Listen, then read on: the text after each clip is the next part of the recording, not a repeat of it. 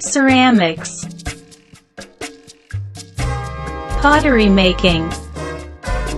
Pottery making is one of the most widespread and one of the oldest art.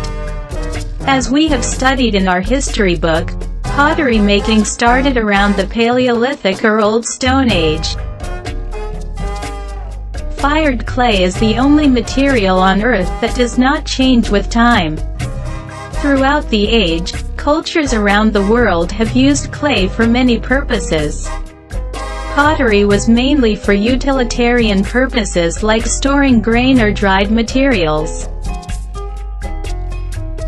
Types of pottery making.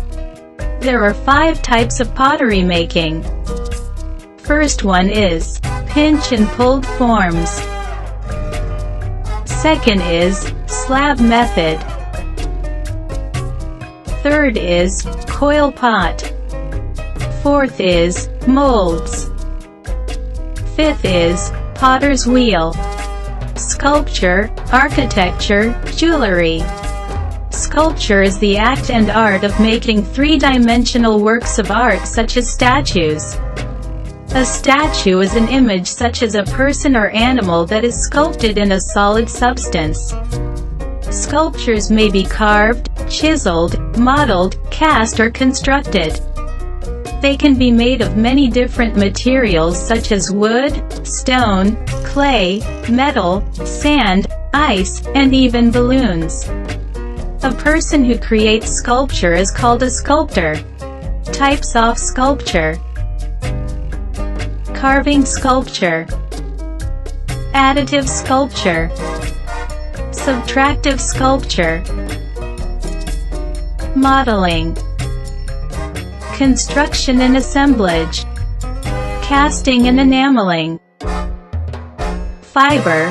Fiber is taken from plants or animals.